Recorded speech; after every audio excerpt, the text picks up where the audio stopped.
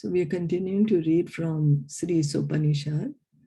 We are on mantra 9, the translation of mantra 9. Those who engage in the culture of nascent activities shall enter into the darkest region of ignorance. Worse still are those engaged in the culture of so-called knowledge. So the so-called knowledge is only knowledge, think of how to make this body more and more comfortable for economic development or medical field or anything. So it's not that we shouldn't do it. We are in the body, so body needs to be maintained. We need that. But thinking that this is the ultimate knowledge, that is what is ignorance. That forgetting that we are actually the souls, we are in the body. So let's not put all the time and energy in making this body as comfortable as possible. Let us live comfortably, yes, but engage all the energy for self-realization. So according to Bhagavad Gita, we did Vedavatra. Okay.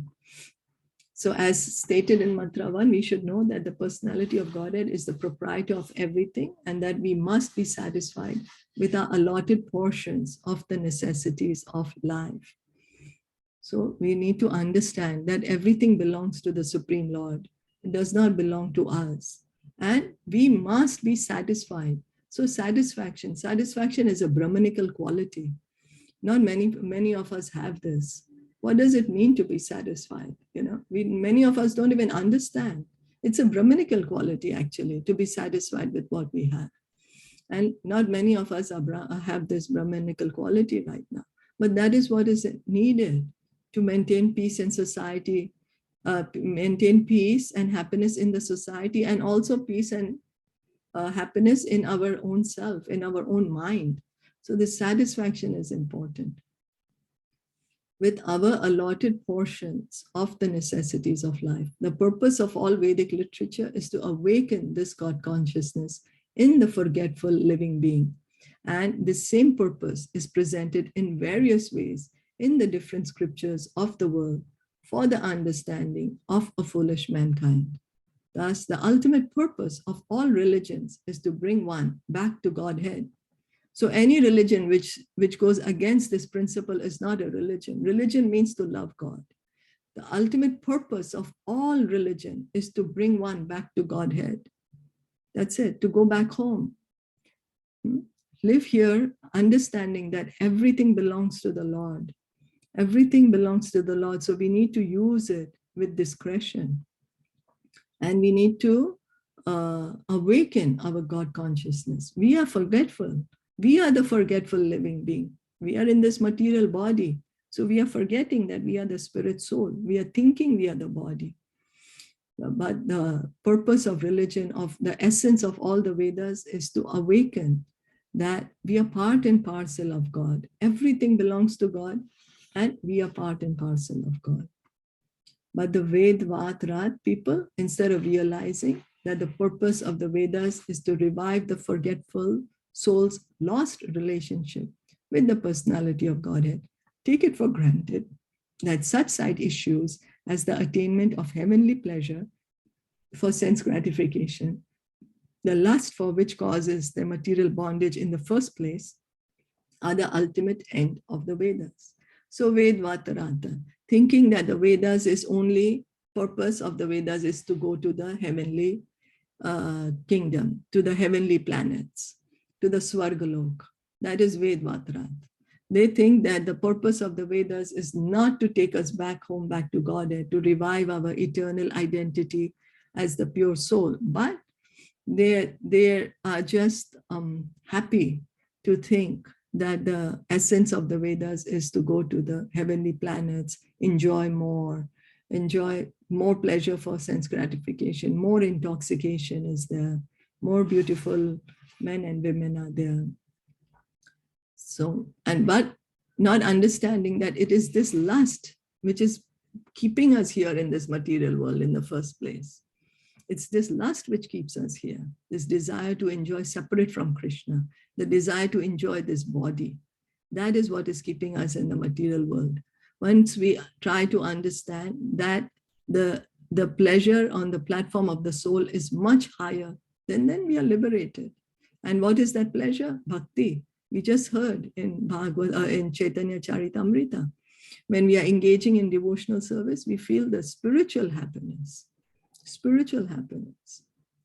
Right now, we are just satisfied by enjoying this body, and we think this is the highest.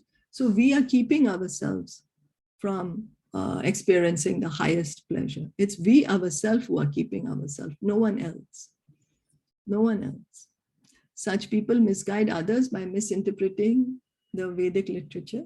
Sometimes they even condemn the Puranas, which are authentic Vedic explanations for laymen. Puranas are the explanation of the Vedas, because the Vedic hymns are difficult to understand. Only the Brahmanas can understand. Only the Brahmanas can chant.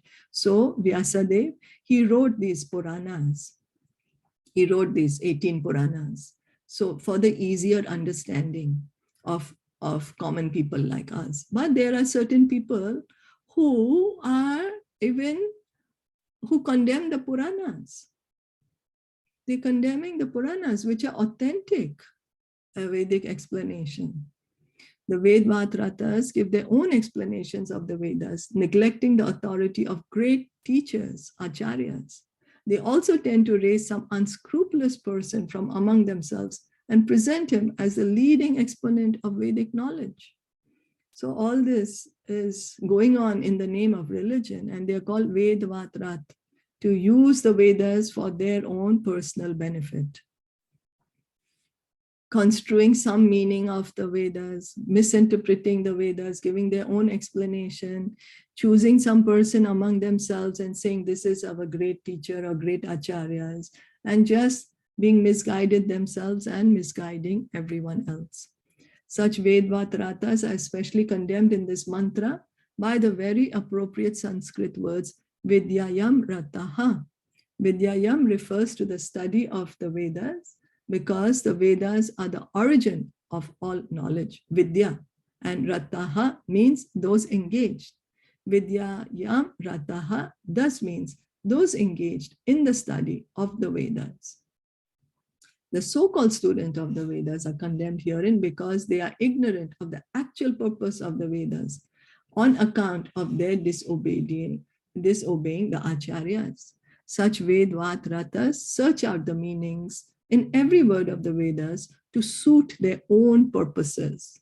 They do not know that the Vedic literature is a collection of extraordinary books that can be understood only through the chain of disciplic succession.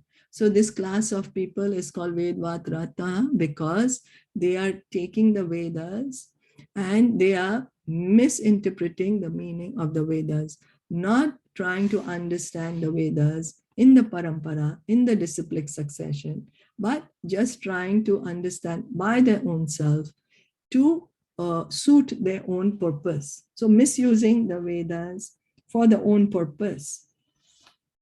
If we want to get perfect knowledge, we want to get proficient in any field, even in medical, even in any material field, we have to study from the expert. If we just take a textbook and try to understand by ourselves, we might, we will take different things. We will not understand the subject perfectly. We will not become an expert in that field.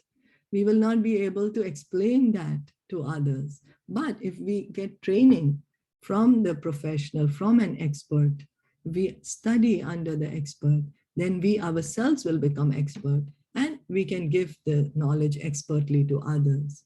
But if we just want to misunderstand according to what suits my convenience, let me think it means like this, let me think it means that, then we are still on the platform of the mind. It is not a spiritual platform. It's still a platform of mental speculation.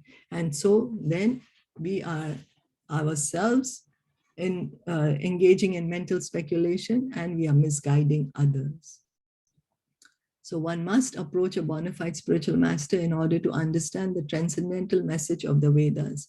That is the direction of the Mundaka Upanishad 1 to 12. What does Mundaka Upanishad 1 to 12 say? That one must approach. One must approach who?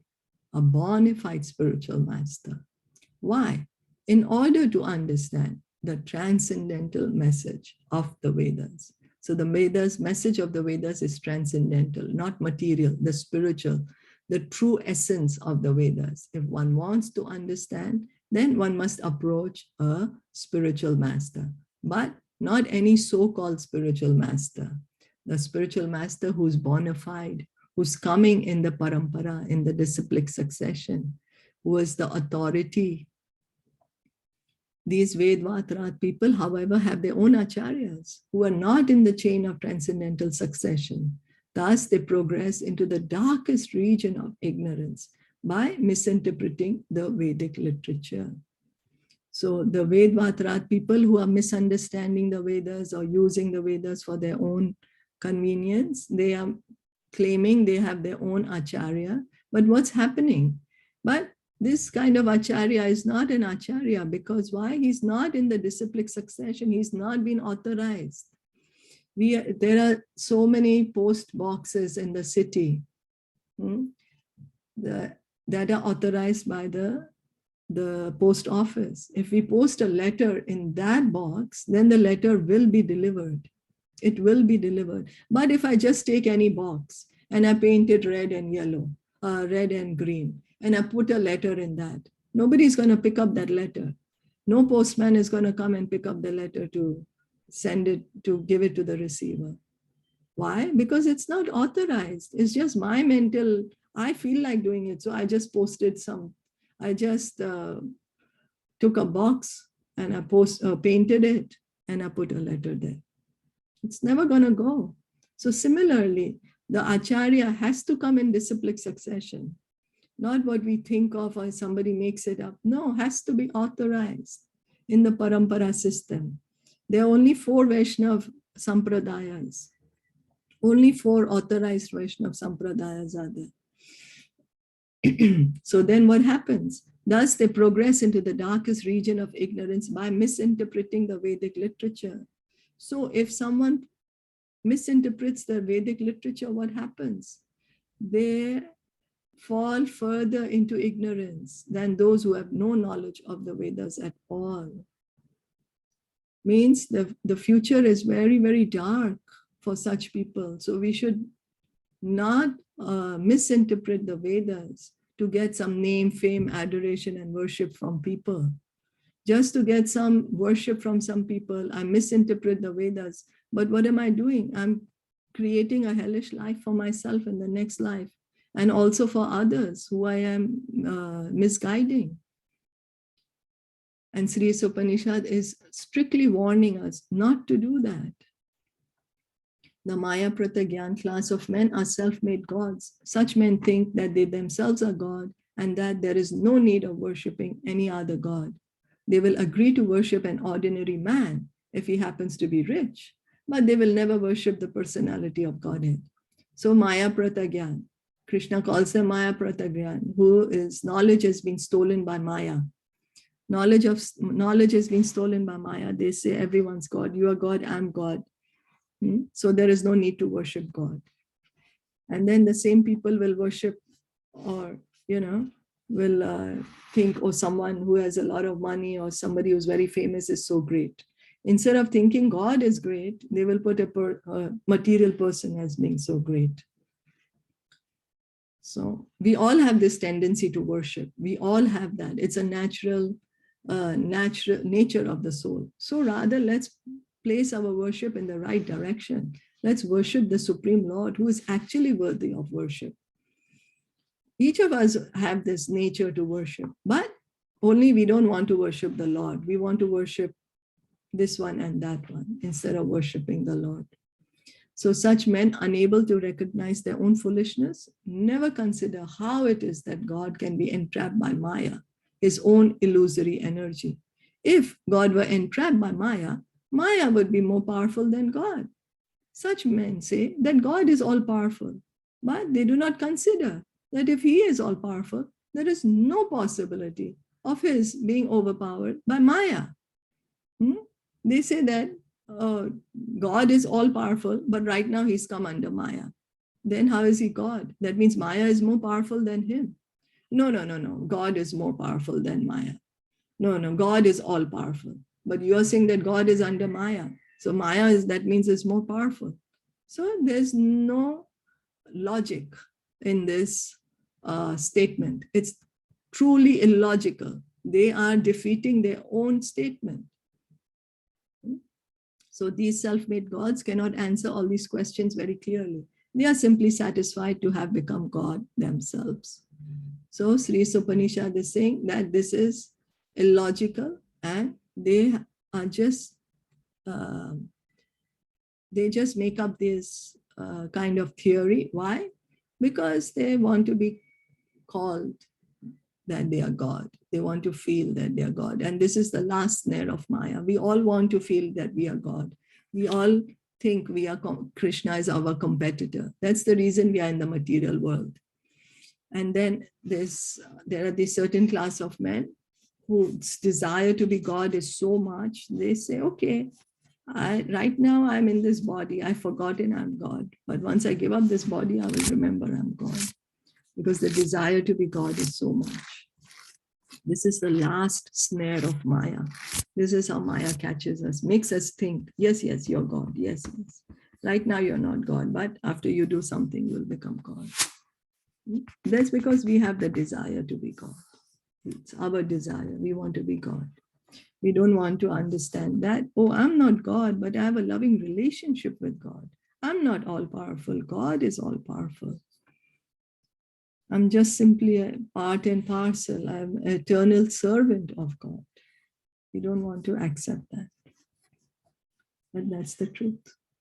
So we see that it is very important that we do not misinterpret the Vedas and misguide others on the basis of the Vedas. That's called Vedvatrat. Any questions or comments?